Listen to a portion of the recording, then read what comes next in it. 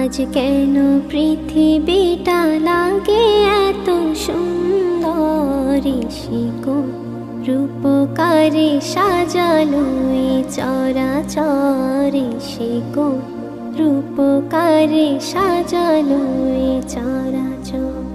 আজ কেন পৃথিবীটা লাগে এত সুন্দর, সে কোন রূপকারে সাজালো এই চরাচর, সে কোন রূপকারে সাজালো এই চরাচর।